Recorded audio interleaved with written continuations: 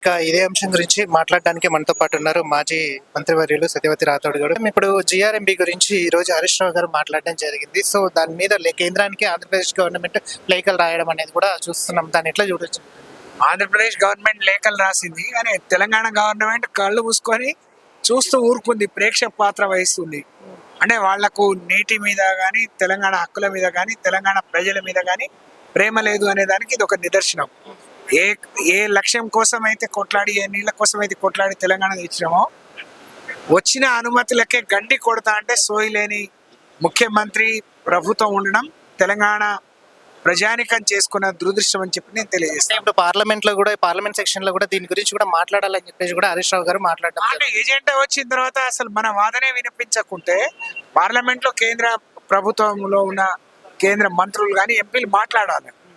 అసలు ప్రభుత్వానికే సోయి లేకపోతే ఎంపీలకి ఎక్కడ సోయి, ముఖ్యమంత్రికే సోయి లేకపోతే ఇట్లాంటి ఏజెండా ఖరారైతున్నప్పుడే మన వాదనని మనం వ్యతిరేకించకపోవడం, మరి వాళ్ళు పార్లమెంట్ లో మాట్లాడతారా మరి నిజంగా అనుమానాస్పదంగా ఉంది. రైట్, ఇక ఇదే అంశం గురించి మాట్లాడడానికి మనతో పాటు ఉన్నారు బడుగు లింగయ్య గారు, ఎక్స్ఎంపీ. మాట్లాడదాం సార్. నమస్తే సార్. సార్, ఈ రోజు హరీష్ రావు గారు ప్రెస్ మీట్ పెట్టడం అనేది జరిగింది. అంటే నీళ్ళ విషయంలో గతంలో మేము చేసిన అభివృద్ధి, ఇప్పుడు జరుగుతున్న దోపిడీ ఎలా ఉందనేది కూడా ఆయనకు కళ్ళకు కట్టినట్టు చూపిస్తున్నామని చెప్పేసి కూడా ఒక ప్రెస్ మీట్ పెట్టడం జరిగింది. ప్రెస్ మీట్ యొక్క ముఖ్య ఉద్దేశం ఏంది అసలు?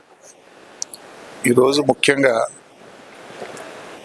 తెలంగాణలో కాంగ్రెస్ ప్రభుత్వం వచ్చినాక అన్ని వర్గాలను నిర్లక్ష్యం చేయబడ్డది. ఇచ్చిన హామీలు ఏవి కూడా అమలు చేయకుండా తెలంగాణ ప్రజలను, అటు రైతులను, రైతు కూలీలను, యువతను, నిరుద్యోగులను, విద్యార్థులను, మహిళలను, అన్ని వర్గాలు కూడా ఇచ్చిన హామీలు ఏది చేయకుండా ఇబ్బంది పెడుతున్నారు. అట్లనే మనకు రావాల్సిన కృష్ణా గోదావరిలో కూడా మాకు రావాల్సిన వాటా ప్రకారం, అంటే తెలంగాణకు రావాల్సిన వాటా ప్రకారం రావాలన్నదే మా యొక్క బీఆర్ఎస్ పార్టీ మెయిన్ ఉద్దేశం. గతంలో కేసీఆర్ గారు ముఖ్యమంత్రి ఉన్నప్పుడైనా, హరీష్ రావు గారు ఇరిగేషన్ మంత్రి అయినా, ఎప్పుడున్నా కూడా మేము మా తెలంగాణ సమాజం కోసమే పుట్టిన పార్టీ, తెలంగాణ ఉద్యమం చేసిన పార్టీ.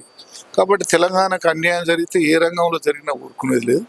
అందులో భాగంగానే ఇవాళ హరీష్ రావు గారు ఈ నీళ్ల విషయంలో, గోదావరి జలాల విషయంలో ఆంధ్ర పాలకులు ఇవాళ గతంలో నిర్మించిన ప్రాజెక్టుల మీద, నిర్మించబోయే ప్రాజెక్టుల మీద ఇవాళ వాళ్ళు మీటింగ్ పెట్టుకున్నారు. ఇక్కడ మీటింగ్ పెట్టే సందర్భంలో తెలంగాణ ప్రభుత్వం ఎందుకు స్పందించలేదంటే ఇండైరెక్ట్గా ఇతని మీద ఉన్న అక్రమ కేసులకు భయపడి వాటిని తీస్తారేమో అనేటువంటి దాని మీద అక్కడ మోడీకి భయపడి, ఇక్కడ చంద్రబాబు నాయుడికి మధ్యవర్తిగా ఉన్నటువంటి విధంగా నన్ను కాపాడుతారనే దాని మీద తెలంగాణ యొక్క హక్కులను కాలరాసే పని చేస్తుండ్రు ముఖ్యమంత్రిగా ఉండి. కాబట్టి దాన్ని మేము తీవ్రంగా వ్యతిరేకిస్తున్నాం. ఖచ్చితంగా చంద్రబాబు నాయుడు మీదనైనా, ఆంధ్ర కానీ ఏ రాష్ట్రంలో అయినా కూడా ఎవరు వచ్చినా తెలంగాణ కోసం పుట్టిన పార్టీ కాబట్టి మేము పోరాటం చేస్తాం. ఇప్పుడు ఉన్న ఎంపీలు కూడా పార్లమెంట్ సెక్షన్ లో కూడా దీని గురించి మాట్లాడట్లేదు. అంటే ఇక్కడ ఎంపీలు కూడా అమ్ముడుపోయారా అని చెప్పేసి కూడా క్వశ్చన్ చేస్తున్నారు. దురదృష్టం ఏంటంటే నేను కూడా పార్లమెంట్ సభ్యునిగా చేసిన, మేము తెలంగాణ ఆవిర్భావం నాడు ఇచ్చిన హామీలే చక్కగా ఏది అమలు చేయలేదు ఇంతవరకు. అయాల కేంద్రం మీద పొట్లాడినాం, కానీ ఇవాళ ఎందుకో ఆ స్పిరిట్ లేదు. బీజేపీ నుంచి 8 మంది, కాంగ్రెస్ నుంచి గెలిచింది తప్ప బీజేపీ వాళ్ళు అక్కడ ప్రధానమంత్రిని మెప్పించి వాళ్ళ ప్రభుత్వంతో నిధులు తెద్దామని కానీ, ప్రాజెక్టులకు అన్యాయం జరిగితే పోరాడదామని వాళ్ళకు లేదు. కాంగ్రెస్ కూడా లేదు, ఎందుకు అర్థం కావట్లేదు. ఆ సీరియస్నెస్ లేదు.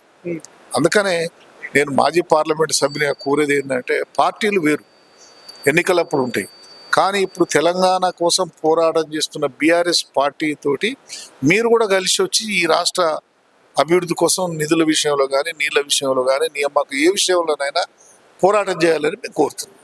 అంటే ఇప్పుడు ఫైనల్ గా హరీష్ రావు గారి మీద క్షుద్ర పూజలు కూడా చేస్తున్నారని చెప్పేసి కూడా అంటున్నాం. చాలా చిల్లర మాట అండి అది, మేము పట్టించుకోవట్లేదు దాన్ని.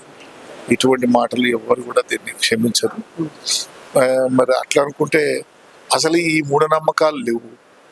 ఈ కాలంలో కూడా అటువంటి మాటలు వాళ్ళు మాట్లాడు తప్పు, దాన్ని మేము పట్టించుకోం. Thank you sir. Thank you. Like చేయండి, షేర్ చేయండి, సబ్స్క్రైబ్ చేయండి. మరిన్ని వీడియోల కోసం బెల్ సింబల్ పై క్లిక్ చేయండి.